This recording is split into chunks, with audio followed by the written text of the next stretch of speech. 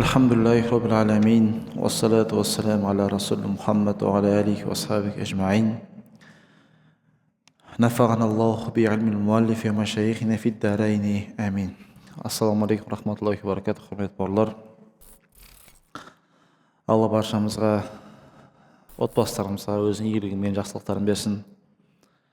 Алла Тағала баршамызға жер бетіне мейірім болып келген пайғамбарымыз Мұхаммад саллаллаху алейхи уассаламның сара сүннетінің артынан еруді баршамызға нәсіп етсін. Алла Тағала әрбір күнімізде дінімізді жақсырақ біліп, дініміздің үкімдерімен танысып, тек қана танысып қана қоймай, соны күнделікті өмірімізде қолдануымызды нәсіп етсін. Алла Тағала пайғамбарымыз Мұхаммад саллаллаху алейхи уассаламның әрбір сәт сайын, әрбір күн өткен сайын Алла елшісінің жаңа қырларын біліп, Алла елшісіне деген махаббатымызды арттырып, пайғамбарымыз саллаллаху алейхи уассаламның артынан еруді баршамызға нәсіп етсін. Ислам тарихындағы ұлы ғалымдардың бірі Атоилла Сакандари рахимахуллаху тағаланың өзінің Тәжул Арус деген кітабы бар. Сол Тәжул Арус кітабында ол кісі былай деп айтады: Алла субхана тағала жер бетіндегі немесе бүкіл жақсылықтардың бәрін бір үйге жинап, оның кілтін пайғамбарымыз Мұхаммад саллаллаху алейхи уассалам артынан еру етіп қойған дейді. Ойлаңыздаршы, яғни адам салыстырмалы түрде бүкіл жақсылықтың бәрін бір үйге жинап, қамап қойып, соның кілтін пайғамбарымыз саллаллаху алейхи уассалам артынан еріп қойған дейді. Сіз қашан пайғамбарымыз саллаллаху алейхи уассалам артынан ере бастайсыздар, онда сіздерге жақсылықтың кілттері ашыла береді. Алла субхана тағала шексіз пайғамбарымыз саллаллаху алейхи уассалам артынан ерген адамдарға осындай өз жақсылықтары мен игіліктерін берген болатын.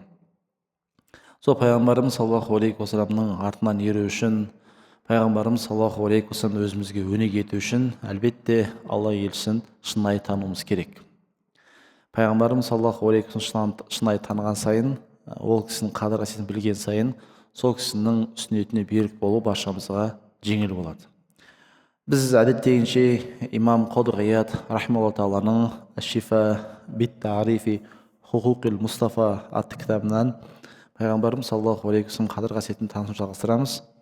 Бүгін өтетін бабымыз имам Қади Ғият оны фима варада мин хитабихи ияху маурида мулатафати вал мубаррати, яғни Алла Тағаланың пайғамбарымыз саллаллаху алейхи уассаламға тіл қатқан кездегі жұмсақтық танытуы. Алла Тағала пайғамбарымыз саллаллаху алейхи уассаламға Құран кәрімде белгілі бір істерді істеген кезде, немесе пайғамбарымыз саллаллаху алейхи уассаламның тарапынан бір ағаттық кеткен кезде, Алла Тағала міндетті түрде пайғамбарымыз саллаллаху алейхи уассаламға жанашырлықпен және Алла елшісіне құрметпен тіл қатқан болатын. Ғалымдарымыз айтады, бұндай ерекшелікке пайғамбарымыз саллаллаху алейхи уассалам басқа бұрын соңғы келген пайғамбар ие болмаған дейді. Бұндай ерекшелікті Алла Тағала тек қана пайғамбарымыз Мұхаммад саллаллаху алейхи уассалам берген. Яғни егер біз Құранды ашып қарайтын болсақ, Алла Тағала белгілі бір пайғамбарларға тіл қатқан кезде көбінесе аттарын тікелей айтқан дейді ғалымдарымыз. Мысалы үшін, ей Муса, ей Адам, ей Нух деген сияқты Алла Тағала сол белгілі пайғамбарлардың аттарын тікелей атаған. Ал қай кезде пайғамбарымыз Мұхаммад саллаллаху алейхи уассалам аты аталған кезде Алла Тағала пайғамбарымыз саллаллаху алейхи уассаламға жұмсақтықпен және көркемдікпен тіл қатқан болатын. Ондай аяттар Құранда өте көп. Тіпті ғалымдарымыз айтады, Алла Тағала пайғамбарымыз саллаллаху алейхи уассаламға тіл қататын кезде көп жағдайда жұмсақтық, бір бейне бір еркелеткен сияқты күйде Алла елшісіне тіл қатқан. Мысалы үшін, Субханаллази асра би абдихи, яғни пайғамбарымыз саллаллаху алейхи уассалам құл деп сипаттап жатыр. Тікелей атын айтпайды, бірақ пайғамбарымыз саллаллаху алейхи уассалам осылайша сипаттап жатыр. Немесе Алла Тағала баршамызға белгілі Каф сүресінде де Алхамдулиллахи лази анзала аля абдихи, яғни пайғамбарымыз саллаллаху алейхи уассалам өзі құлын деп сипаттаған. Осындай басқа да аяттарда Алла Тағала пайғамбарымыз саллаллаху алейхи тіл қататын кезде міндетті түрде осылайша көркемдікпен, әдемілікпен айтатын болған дейді ғалымдарымыз. Енді имам Қади Ғият рахимахуллаху тағала Алла Тағаланың кітабы Құранмен соншалықты етене таныс болғаны, Сонымен қатар пайғамбарымыз саллаллаху алейхи уассаламның өмірбаянын терең білген көрінісі Тәубе сүресінің 40 аятында Алла Тағала пайғамбарымыз саллаллаху алейхи уассалам тіл қатады, соны былай деп келтіреді. Min zalika qawluhu ta'ala афаллаху анка лима азинта лахум. Алла Тағала айтады: ей Мұхаммед, Алла Тағала саған кеңшілік танытты дейді. Сен оларға рұқсат берген затта дейді. Осы аятқа бір түсінікті болу үшін айта кететін дүние бар. Ислам тарихында ең алыс және ең бір ауыр болған жорықтардың бірі Табук жорығы. Табуктың мұсылмандар үшін ауыр болғанның бірнеше себептері бар. Ең бірінші себебі пайғамбарымыз саллаллаху алейхи уассалам ол жаққа шығатын алдын ала айтпаған. Және Табук жорығы Мадинадан өте алыс жерде болады. Енді өте алыс, тіпті Рим мемлекетінің шекарасынан баратын жерде Табук жорығына пайғамбарымыз салсам сахабалар дайындайды. Және тағы да бір ауыр түскен дүниелердің бірі Табук жорығына шығатын кезде сахабалардың, яғни сол кезде мұсылмандардың өздерінің егіп атқан егіндерінің піскен уақыт еді. Енді біздің қазақтарға түсінікті болу үшін мал төлейтін уақыт. Енді әрбір кәсіпте жүргіншілерге өзінің бір маусым болады, күтетін уақыт болады. Сондай уақыттар сахабалар келеді, яғни құрмалар пісіп, міне үзейін деп тұрған кезде пайғамбарымыз саллаллаху алейхи уассалам әлгі жорыққа шығуға шақырады. Сөзі пайғамбарымыз саллаллаху алейхи уассаламның осы шақыртуынан 3 мұсылман қалып қалады. Алла Тағала Құранда олар жайлы айтады. Сөйтіп пайғамбарымыз саллаллаху алейхи уассалам соғысқа барады да кейін қайтып келген кезде әлгі 3 адаммен Құран аят түскенше сөйлеспей қояды. Бұл оқиға Құранда егжей-тегжейлі баяндалады. Әлгі сахаба өзінің осылайша әртүрлі міні шығам, әні шығам деп кешіп сөйтіп әлі жорықтан кешіп қалады. Кейін кезде пайғамбарымыз саллаллаху алейхи уассалам алдына кіріп әлгі ешқандай ақталамайды. Аллахтың елшісі, мен былай болды, былай деп ақталғысы келеді, бір ақталамайды. Сөйтіп Алла Тағала олар жайлы үкім түсіргенше олармен ешкім сөйлеспей қояды. Жаңа сахабаның өзі баяндайды. 50 күн әлгі пайғамбарымыз саллаллаху алейхи уассаламның шақырған жорығынан қалып қалған сахаба кісі 50 күн ешкім сөйлеспейді. Өйткені Алла Тағала пайғамбарымыз саллаллаху алейхи уассалам осылайша бұйрық береді: әлгі соғысқа бармаған кісілерден 50 күн бойы сөйлеспеңдер деп. Әлгі кісі қатты қиналады. Ойлаңызшы, күнделікті пайғамбарымыз саллаллаху алейхи уассалам көріп жүрген адамдар Алла елшісі көреді, амандаспайды.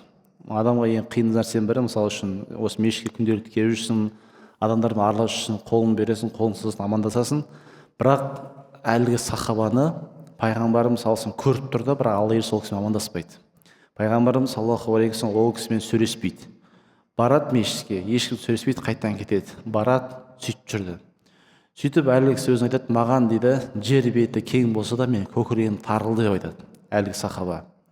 Әлгі өзінің пайғамбарымыз саллаллаху алейхи уассалам жорығынан қатты кешіп қалған үшін әлгі сахаба өзін қатты сөгеді. Осы аят Құранда, немесе осы оқиға Құранда егжей-тегжейлі баяндалады. Осы жерде Алла Тағала түсіреді. Алла Тағала пайғамбарымыз саллаллаху алейхи уассалам осы бір кеңшілігін Құранда баяндайды. Афаллаху анка лима азинта лахум. Ей Мұхаммед, Алла Тағала сені кешірді, оларға сен рұқсат бергеніңе. Неге рұқсат берген? Әлгі жорықтан кешіп қалғандар үшін айтады. Негізі бұл жердегі аяттың мағынасы басқа пайғамбарларға қатысты болған кезде байқайтын болса, Алла Тағала пайғамбарларды сөгеді. Ей бәленше, сен неге бұлай істедің? Ей бәленше, сен неге бұлай істедің деген сияқты Алла Тағала сөгеді. Бірақ пайғамбарымыз саллаллаху алейхи уассаламға келген кезде Алла Тағала пайғамбарымыз саллаллаху алейхи уассаламға афаған кетеді. Ей Мұхаммед, Алла Тағала саған кеңшілік танытты дейді. Ғалымдар айтады, осы жерде біз мән беретін нәрсе, қараңыздаршы, Алла Тағала қалай айтты дейді. Афаллаху анка мағынасы хаза ифтитах каламу биманзилати аслахакаллах ва аъаззакаллах. Алла Тағала пайғамбарымыз саллаллаху алейхи уассаламға Алла Тағала саған кеңшілік танытты деген мағынасы, Алла Тағала сені тура жолға салсын, Алла Тағала сенің абыройыңды асқақтатсын айтады. Бұл түсінікті болу үшін былай айтсақ болады. Сіздің қол астыңызда жұмысшыңыз бар, немесе балаңыз бар.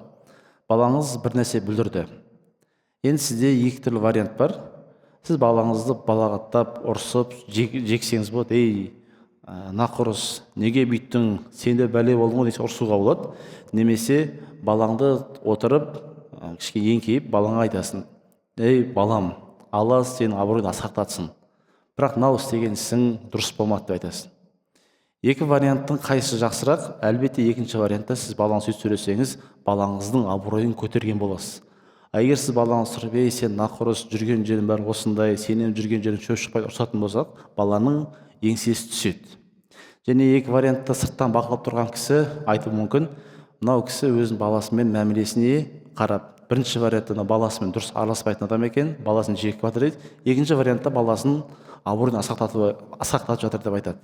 Енді біз Алла тағала пайғамбарымыз саллаллаху алейхи вассалам қалайша мәміле істеді, немесе Алла тағала пайғамбарымыз саллаллаху алейхи вассалам осы екі вариант қайсысын таңдады деген сұрақ туатын болса, Алла тағала пайғамбарымыз саллаллаху алейхи вассаламға абыройын асқақтатқан: ей Мұхаммед, афа Аллаху анка, Алла тағала сенің абыройыңды асқақтатқан деп айтады. Бұл нәрсе пайғамбарымыз саллаллаху алейхи вассалам ғалымдар айтады, ерекшеліктердің бірі. Өйткені Алла тағала басқа пайғамбарларға осында бір кейбір қателіктер үшін олайша айтпаған. Бәлки Алла тағала кейбір пайғамбарлардың қателіктерін сөккен болатын. Мысалы үшін көбісіміз білетін Юнус алейхиссалам. Юнус алейхиссалам өзінің қауымына көп уақыт дінге шақырғаннан кейін қауымы дінге келмейді. Сөйтіп Юнус алейхиссалам ашуланып қауымнан тастап шығып кетеді. Сөйтіп баршамызға белгілі болғандай әлгі кит ішіне түседі, ары қарай қиссасы белгілі. Және Алла тағала Құранда да пайғамбарымыз саллаллаху алейхи айтады: «Уәлә такун кәл сахибил худ», әлгі киттің ішіне түскен Юнус пайғамбар сияқты болма деп Алла тағала пайғамбарымыз саллаллаху алейхи айтқан болатын. Осы жерде алатын пайдамыз, құрметті бауырлар, Алла тағала әрқашанда пайғамбарымыз саллаллаху алейхи сөз қатқан кезде абыройын асқақтатып, дәрежесін көтеріп сөйлеген болатын. Бұл да бір ғалымдарымыз айтады, Алла тағаланың пайғамбарымыз саллаллаху алейхи осылайша мәміле істеуі пайғамбарымыз саллаллаху алейхи вассалам өз бойынан көрініс тапқан дейді. Өйткені пайғамбарымыз саллаллаху алейхи вассаламды өзінің қол астындағы сахабаларға және өзінің қызметшілеріне осылайша құрмет танытқан. Мысалы үшін айтады ғалымдарымыз, қарасаңыздар қалайша байланыс болып жатыр. Алла тағала пайғамбарымыз саллаллаху алейхи осылайша құрметпен сөйлейді. Осындай құрметті көрген пайғамбарымыз саллаллаху алейхи вассалам өзі қызметшілеріне сахабаларына тура осындай құрмет көрсеткен дейді. Мысалы үшін пайғамбарымыз саллаллаху алейхи вассаламның 10 жыл қызмет істеген сахабасы болған Анас ибн Малик. Анас ибн Малик пайғамбарымыз саллаллаху алейхи вассалам Мадинаға келген кезде Анас ибн Маликтің анасы айтады: бүкіл адамдар пайғамбарымыз саллаллаху алейхи келіп сыйлық беріп жатыр дейді. Әркім қолында не бар соны беріп пайғамбарымыз саллаллаху алейхи күтіп алды. Анас ибн Маликтің анасында еш нәрсе болмайды да сөйтіп айтады: ей Аллахтың елшісі, мен сізге берер ешқандай сыйлығым жоқ, бірақ менің балақайым бар, Анас деген, сол сізге қызмет істесе деп шешесі баласын пайғамбарымыз саллаллаху алейхи қызметке береді. Сол кезде Анас ибн Малик пайғамбарымыз саллаллаху алейхи қасында жүріп 10 жыл қызмет істейді. Сол кезде Анас ибн Малик айтқан сөзі бар: мен пайғамбарымыз саллаллаху алейхи вассаламға 10 жыл қызмет істедім дейді. Сол 10 жыл қызмет істеген кезде пайғамбарымыз саллаллаху алейхи маған: ей бәленше, сен неге бұлай істедің, немесе сен неге бұлай істемедің, ешқашан мен сөккен емес дейді. Және мен пайғамбарымыз саллаллаху алейхи 10 жыл қызмет істедім, бірақ 10 жыл қызмет істеген кезде пайғамбарымыз саллаллаху алейхи алақандай жұмсақ алақан көрген емеспін дейді. Тіпті пайғамбарымыз саллаллаху алейхи алақандары жібек матадан жұмсақ еді деп айтады. Пайғамбарымыз саллаллаху алейхи вассалам қасында 10 жыл қызмет істедім, пайғамбарымыз саллаллаху алейхи үстен шығатындай хош иісті ешкім үстінен көрген жоқпын деп Анас ибн Малик айтады. Тіпті Анас ибн Малик айтады: бір күні пайғамбарымыз саллаллаху алейхи вассалам мені бір жерге жұмсады дейді. Енді Анас ибн Малик кішкентай бала ғой, түсінікті үшін 10 жасар бала немесе одан төмен жастағы бала. Сөйтіп ол кісі пайғамбарымыз саллаллаху алейхи бұйрығын ұмытып кетеді да кішкентай бала ойнап жүреді. Сөйтіп барып пайғамбарымыз саллаллаху алейхи Анас ибн Маликтің артына барады да: ей Анас деп айтады. Сөйтіп Анас бұрылып қалса пайғамбарымыз саллаллаху алейхи көреді.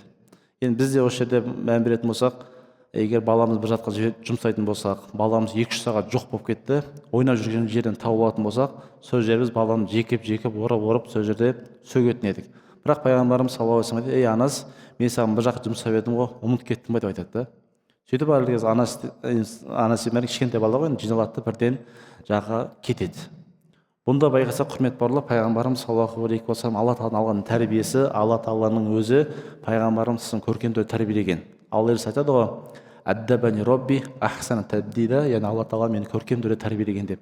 Бұл мейірім қаяқтан шығады, құрметті бауырлар? Алла тағала өзі пайғамбарым саллаллаху алейхи уассалам осылайша тәрбиелеген болатын. Әрқашанда пайғамбарым саллаллаху алейхи қатысты көркем түрде сөз қозғаған. Ау дейді Малик айтады. Ахбар Аллах би афу қабл ан юхбирах би зам.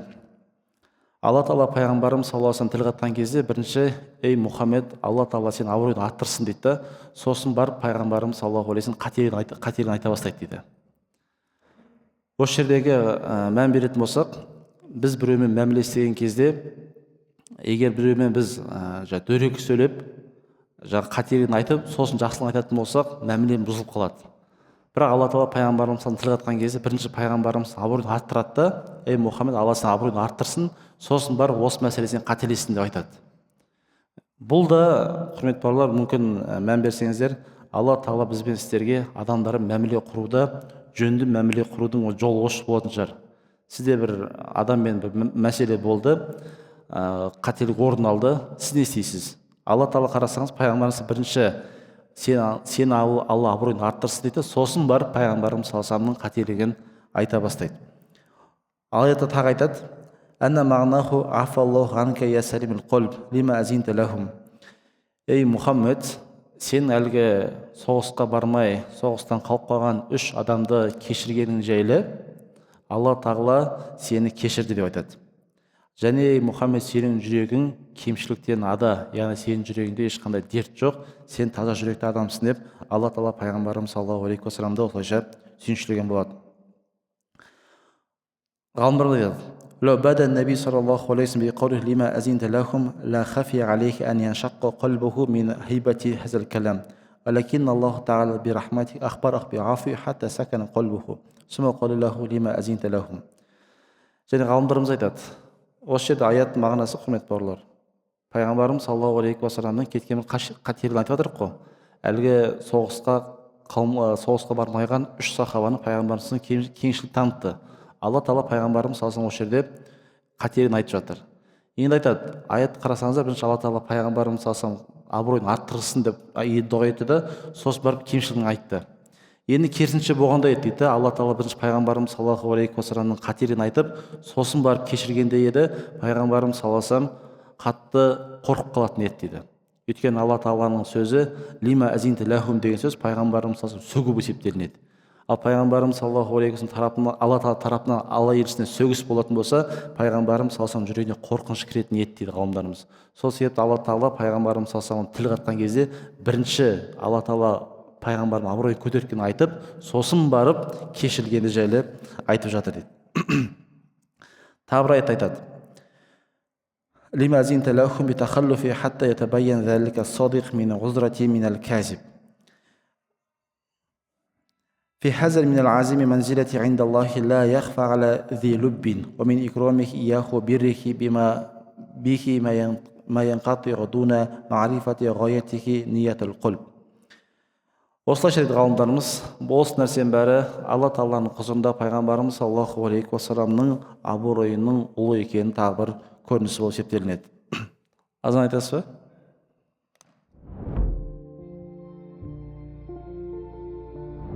Енді біз, құрметті бауырлар, аятта жаңа айтқанымыздай Тәубе сүресінің аяты, негізгі аяттың өріп өткен оқиға, пайғамбарымыз саллаллаху алейхи уассалам Табук соғысына сахабалар жинаған кезде 3 сахаба қалып қалады. Бұл кісілер 200-лер емес, бірақ айтса дағы міні барам деп сол жорықтан кешіп қалады. Осы 3 сахабаға қатысты жаңа айтқан Тәубе сүресіне аят түседі. Олардың жаңағыдай соғысқа бармайған үшін дүние қанша кең болса жүректері тарылады. Соның арасында әсіресе бір сахабаның, Малик ибн Динар деген сахабаның жүрегі қатты тарылады. Осы соғысқа бармаған себепті ол кісімен 50 күн бойы пайғамбарымыз саллаллаху алейхи уассалам сөйлеспей қояды. Бұл кісінің жағдайын Алла тағала өзі шешеді. Сөйтіп Құранда 50 күннен кейін Алла тағала жаңағы кісінің кешірілгендігін және тәубесі қабыл еткені жайлы хабар келеді. Тәубе сүресінің тәубе аталу себептерінің бірінде ғалымдар осы әлгі мен айтқан Малик ибн Динар дейтін сахабаның қиссасы болған себеп тәубе деп аталады. Өйткені ол кісінің тәубе сияқты тәубе адамзатта болмаған шығар мүмкін. Өйткені ол кісі жаңағыдай пайғамбарымыз саллаллаху алейхи вассалам шақырған бір жорыққа бармаған үшін, ол бармағанды бір андай қорқып емес, жалқаулықтан емес, міне үлгеріп аламын, әне шығам, міне шығам деп отырып, сөйтіп кешіп қалған болатын. Осы 50 күн бойы қиналады. Осы сахабаға пайғамбарымыз кеңеш танытқан кезде алла тағала аятты түсіреді. Ей Мұхаммед, алла сен абыройыңды арттырсын, сен неге оларға кешірім танытасың деп аят түседі. Аятты мән беріп жатқанымызда, егер түсінсеңіздер, алла тағала пайғамбарымыз бірінші сөгіп бастамайды, бірінші пайғамбарымыз абыройын арттырғызып бастайды, сосын барып алла тағала пайғамбарымыз қабылдаған шешімін қате екенін баяндайды. Құранда ондай аяттар көп, құрметті бауырлар. Алла тағала пайғамбарымыз саллаллаху алейхи уассалам кейбір шешімдерінің қате екенін баяндаған. Сол шешімдердің бірі, пайғамбарымыз саллаллаху алейхи уассалам Бәдір соғысынан кейін қолына бірнеше 70-ке жуық Мекке мүшриктері тұтқынға түседі. Сол жерде пайғамбарымыз саллаллаху алейхи уассалам сахабаға ақылдасады, ей, қалай істейміз деп. Сол жерде Абу Бакр Сыдықтың ұсынысы, ей Аллахтың елшісі, біз қазір мұсылмандар қаржылай қиындықта жүрміз, осы тұтқынға түскен құлдарды сатып, ақша өндіріп, өзіміздің қаржылай жағдайын күшейтейік деп ұсыныс тастайды. Омар ибн Хаттаб болса, Аллахтың елшісі, бұлар дін дұшпандары, бізді туған жерімізден Меккеден қуып шықты, бұлардың бәрін бастарына алайық деп ұсыныс айтады. Сөйтіп алла тағала пайғамбарымыз саллаллаху алейхи уассаламға шешім қабылдау мүмкіндік берген кезде, пайғамбарымыз саллаллаху Абу Бакрдың ұсынысын қабыл етіп, әлгі тұтқынға түскен құлдардың Мекке мүшриктерін сата бастайды, үстеріне ақша өндіреді. Кейін алла тағала аят түсіреді, ей Мұхаммед, негізінде Омардың ұсынысы дұрыс екенін баяндайды. Бірақ алла тағала пайғамбарымыз саллаллаху алейхи вассалам ешқандай азап жібермейді, өйткені пайғамбарымыз саллаллаху алейхи вассалам сахабалармен ақылдасқан үшін дейді ғалымдарымыз. Өйткені қай жерде ақылдасу орындалатын болса, сол жерге алла тағала береке береді. Немесе тура сол сияқты баршамызға белгілі, біз бірнеше айтқан болатынбыз. Пайғамбарымыз саллаллаху алейхи вассалам осылайша Мекке халқының үлкен басшыларын, сондай лауазым тұлғаларын бәрін шақырып дін уағыздап жатқан кезде, пайғамбарымыз қасына көз көрмейтін Абдулла ибн Умул Мактум деген сахаба келеді. Пайғамбарымыз үлкен басшыларға дінді уағыздап жатыр, насихаттап жатыр. Мына жақта көз көрмейтін сахаба келеді, пайғамбарымыз, ей Мұхаммед, мен асын білгім келіп жатыр, сұрайды. Сөзі пайғамбарымыз бірнеше рет әлгі сахабаға қарап қабағын шытады. Ешнәрсе дөрекі сөз айтпайды, тек қана пайғамбарымыз қабағын шытады. Кейін алла тағала Құранда аят түсіреді, абаса ва тавалла. Мұхаммед саллаллаху алейхи уассалам қабағын шытып, бет бұрды деп аят түсіреді. Біреудің бетіне қабақ шытып қарау бір аса үлкен күнә болмаса да, бірақ пайғамбардың деңгейіне ол нәрсе күнә болады. Кейін алла тағала пайғамбарымыз саллаллаху алейхи уассалам осы істің қате екенін баяндайды. Сосын пайғамбарымыз саллаллаху алейхи уассалам қай жерге барса да, Абдулла ибн Мактум деген сахаба келсе, көз көрген сахабаны пайғамбарымыз алдынан шығып күтіп алады екен, айтады екен, ей Абдулла ибн Мактум, алла тағала Құранда сенің себепті мені сөккен деп пайғамбарымыздың құрмет көрсететін болған екен. Бұл арқылы не айтып отыр, құрметті бауырлар? Пайғамбарымыз саллаллаху алейхи уассалам сөзсіз адамзаттың ең ұлы тұлғасы. Бірақ пайғамбарымыз саллаллаху кейбір шешімдерін алла тағала Құранда түзеп отқан болатын. Бұл да пайғамбарымыз саллаллаху алейхи уассаламның адам бейнесінде адам екенін ұмытпауымыздың бір маңызды шеттерінің бірі. Пайғамбарымыз шешім қабылдайды, кейбір шешімдер оң болуы мүмкін, кейбір шешімдер қате болуы мүмкін. Бірақ пайғамбарымыз шешімдер қате болатын болса, алла тағала міндетті түрде алла елшісін түзеп отқан болатын. Бұл да бір ескеретін дүниелердің бірі. Тіпті кейбір кезде пайғамбарымыз саллаллаху алейхи уассалам, мен пайғамбармын, мен ғана шешім қабылдаймын деп өзінікте бір жақтық болмаған, ақылдасатын кездер болған. Мысалы үшін Бәдір соғысы болатын кезде пайғамбарымыз саллаллаху бір жерге келіп тұрады. Сосын пайғамбарымыз саллаллаху қасына келіп сахаба сұрайды. Кейбір риуаяттар келгенде Хаббаб ибн Арат деген сахаба келіп сұрайды, ей Аллахтың елшісі, сіз осы жаққа орныққаныңыз сіздің өзіңіздің шешіміңіз бе, әлде Құранның уахи, алла тағала сізге уахи түсірді ме деп сұрайды. Сол кезде пайғамбарымыз саллаллаху айтады, бұл менің өзім шешімім, осылай шешім қабылдадым деп айтады. Аллахтың елшісі, олай болатын болса, біз бұл жаққа емес, ана жаққа барып, құдықтың бастарын жауып алайық деп айтады. Өйткені соғыс ол айла, осылайша істейтін болса, дұшпандар қиындық туғызамыз, осылай істесе қарсы емессіз бе деп пайғамбарымыз саллаллаху алейхи уассалам ақылдасады. Сол кезде алла елшісі ол кісінің көзқарасын қабыл етеді. Бұл да бір мән беретін нәрсе. Егер сіз үйде басшы болсаңыз, немесе қасыңызда бауырларыңыз болса, сіз басшы болсаңыз да, соңғы сөз сіз қабылдайтын болсаңыз да, кейбір мәселеде мамандармен ақылдасқа тұрған ешқандай ағаттық жоқ. Тіпті пайғамбарымыз саллаллаху алейхи вассалам өзі ақыл сұраған. Баршамызға белгілі, мысалы үшін Ахзаб соғысында да пайғамбарымыз саллаллаху алейхи вассалам Мадина қаласының бәрін шетін қаздырады. Пайғамбарымыз саллаллаху алейхи вассалам бұндай соғысу араб жазирасында ешқашан болған емес. Бұндай соғыс тактикасын пайғамбарымыз саллаллаху алейхи вассалам араб жазирасына алып келген. Өйткені бұндай соғысты парсылар көрген, ал парсылардан исламның қалдан Сальман Фариси дейтін сахаба болады. Сол кісі ұсыныс айтады: Аллахтың елшісі, осылай қазатын болсақ, дұшпан бізге келе алмайды деп ұсыныс айтқан кезде пайғамбарымыз саллаллаху алейхи вассалам қабыл етеді. Бұл жерде не айтқым келіп отыр, құрметті бауырлар, пайғамбарымыз саллаллаху алейхи вассаламға Алла тағала уахи түсірген, ода ешқандай күмән жоқ. Кей кезде пайғамбарымыз өз бетінен шешім қабылдайтын болған, сонымен қатар пайғамбарымыздың кейбір мәселелерде сахабалармен ақылдасатын болған. Осы арқылы пайғамбарымыз саллаллаху алейхи вассалам шешім қабылдауды үшке бөлсек болады. Бірінші, кез келген нәрсе Аллахтан уахи түсуі болуы мүмкін, немесе өзінің шешімі, немесе сахабалармен ақылдасқан, және ақылдасқан шешімдеріне Алла тағала әрқашан береке берген болатын. Енді осы аятқа қатысты ғалымдар тамаша бір ой айтады. Қараңыздаршы, не дейді? Қоды Абу Фадл айтады: Яджу аля муслим мужахада нафсаху.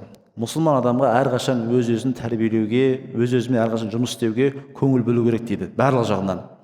Ройды бизимами шариғаты, және мұсылман адам әрқашанда шариғатқа өте бекем, шариғаттың жүгенін бекем ұстағаны керек дейді. Және істеген әрекеттерінде және сөйлеген сөздерінде Құран әдептеріне ерекше бекем болу керек дейді. Тіпті алыс берісте және адамдармен диалогқа сөйлесу барысында да Құранның әдептеріне өте қатты көңіл бөлген дұрыс дейді.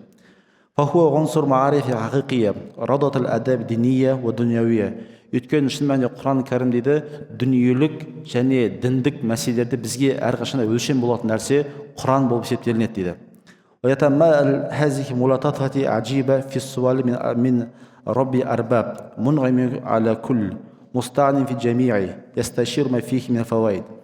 Соны шейх айтып жатыр. Аятын мән беретін болсақ, Құран дейді біздің өлшеміміз болу керек. Адамдар пайдаланатын кезде әрқашанда қасиетті Құранның кәрімге көңіл бөлу керек дейді. Ал енді Құранның кәрімге көңіл бөлетін болсақ, Алла тағала пайғамбарымыз саллаллаху алейхи вассалам қателік істеген кезде бірінші сөгіп бастаған жоқ, керісінше пайғамбарымыз саллаллаху алейхи вассалам асқақтатып, сосын барып қателігін айта бастады дейді. Және шейхтің айтысқан негізгі ой, адамдар да Құран оқыған кезде просто так оқи бермесін, Құранмен өміріне енгізсін деп жатыр. Айтысы келетін дүние, егер сіздерде біреумен бір мәселеде келіспей қалған болса, немесе сіздің қол астыңыздағы жұмысшы немесе үйдегі балашыға бір нәрсе бүлдірген кезде, бірінші сөгіп емес, оны абыройын асқақтатып, оның өзінің тұлға екенін сезіндіріп, сосын барып қателігін баяндаған, ол Құранның стилі, немесе Құранның Алла тағаланың пайғамбарымыз тәрбиелеу жолы деп жатыр. Сол себеп, құрметті бауырлар, Құран оқығанда тек қана былай оқи беру емес, оның кейбір аяттарына терең түсініп, соны өмірімізге қолдансақ, Құранның жүрегімізде тірілген көрінісі осы есептелінеді дейді. Және мән берсеңіздер, пайғамбарымыз саллаллаху алейхи вассалам мінез құлқы жайлы сұрап келген кезде Айша апай айтады ғой, пайғамбар мінезі Құран болған деп. Қалай? Өйткені пайғамбарымыз бірінші кешірген, сосын барып адамдардың қателіктерін баяндайтын болған. Мән беретін нәрсенің бірі, пайғамбарымыз саллаллаху алейхи вассалам алдында біздің көптеген хақларымыз бар ғой. Соның ең үлкен хақларымыз бірі, Алла елшісінің аты аталған кезде шамамыз келгенше пайғамбарымыз саллаллаху алейхи вассалам салауат айтуды тастамасақ. Алла тағала Құранда бұйырады: Инналлаха ва малаикату юсаллуна аля наби, я айюхаллазина аману саллу алейхи ва саллиму таслима. Шын мәнінде Алла тағала пайғамбарымыз саллаллаху алейхи вассаламға салауат айтады. Және періштелер және жер бетінде бүкіл адамзатқа пайғамбарымыз саллаллаху алейхи вассалам салауат айтуды бұйырған дейді ғалымдарымыз. Қарасаңыз дейді, Алла тағала салауат айтуды ең бірінші өзінен бастаған дейді. Шын мәнінде Алла тағала деп. Сосын барып періштелер деп айтады. Егер осылайша мән беретін болса, құрметті бауырлар, Алла тағала пайғамбарымыз саллаллаху алейхи вассаламға өзі салауат айтып бастаған, сосын барып біздерге бұйырды. Неге? Өйткені Алла тағала ең бірінші пайғамбарымыз саллаллаху алейхи вассалам дәрежесін Алла тағала біледі дейді. Аспандағылар пайғамбарымыз саллаллаху алейхи вассалам дәрежесін біледі, сосын барып жердегілер де пайғамбарымыз саллаллаху алейхи вассалам дәрежесін білуге баршамызға міндеттеген. Және Алла елшісі бір хадисінде айтады: кімде-кім маған салауат айтып тастаған болса, оны жаннатқа апаратын жолда адасты деп айтады. Егер керісінше мағынасына қарайтын болсақ, кімде-кім пайғамбарымыз саллаллаху алейхи вассалам салауат айтатын болса, онда жаннатқа апаратын тура жолды бекем ұстанған болып есептелінеді. Сол себеп, құрметті бауырлар, Алла елшісін аталған кезде міндетті түрде салауат айтуға тырысыңыздар.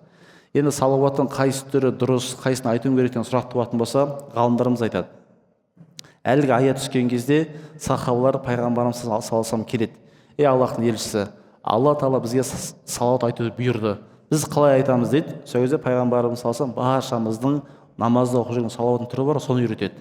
Аллахумма солли аля сайидина Мұхаммад وعلى آل محمد كما صليت على إبراهيم وعلى آل إبراهيم إنك حميد مجيد اللهم بارك على محمد وعلى آل محمد كما باركت على إبراهيم وعلى آل إبراهيم إنك حميد مجيد деген салауаттың түрі, құрметті бауырлар, ол ең ұлы салауат дейді ғалымдарымыз. Өйткені пайғамбарымыз саллаллаху алейхи вассалам сұраған кезде Алла елшісі осыны өз үйреткен болатын. Өз аузымен міне осылайша айтыңдар деп бұйырған болатын. Осыған қатысты кейбір бауырларымыз сұрайды, неге біз Ибрахимге берген берекені Мұхаммедке бер деп сұраймыз? Пайғамбарымыз саллаллаху алейхи вассалам Ибрахим пайғамбардың дәрежесі жоғары емес пе деген сұрақ туатын болса, ғалымдар айтады, иә, шынымен де біз пайғамбарымыз саллаллаху алейхи вассалам дәрежесі Ибрахим пайғамбардан жоғары. Онда неге біз Ибрахимге бер деген берекет сұраймыз деген кезде имам Шафи айтады, бұл жерде берекет бер деген нәрсе Мұхаммедке емес дейді. Берекет бер деген нәрсе Мұхаммедтің әулетіне, отбасына деп айтады. Өйткені білесіз, Ибрахим пайғамбардың отбасынан шыққан ұлдары Исхақ та Исмаил да пайғамбар болған болатын. Тура сол сияқты біз пайғамбарымыз саллаллаху алейхи уассаламға берекет тілеген кезде сол пайғамбарымыздың отбасы құрметті бауырлар, сондай берекеге ие болуын біз тілейміз. Ал пайғамбарымыз саллаллаху алейхи уассалам отбасы кім деген кезде ғалымдар айтады, пайғамбарымыз саллаллаху алейхи отбасы дегеніміз ол кез келген тақуа адам, ол пайғамбарымыз саллаллаху алейхи уассалам отбасы дейді. Сол себепті егер сіздер пайғамбарымыз саллаллаху алейхи отбасынан болғыңыз келсе, онда шамалар жеткенше Алла тағаланың дініне, исламның берік ұстанып, пайғамбарымыз саллаллаху алейхи вассалам үнемі салауат айтсаңыздар, осы пайғамбарымыз саллаллаху алейхи вассаламға ең жақын отбасы өкілдерінен боласыздар. Алла баршамызға пайғамбарымыз саллаллаху алейхи вассалам үстінен берік болатын мұсылмандар қылсын. Ақыры дауғана иннал хамдулиллахи раббил аламин.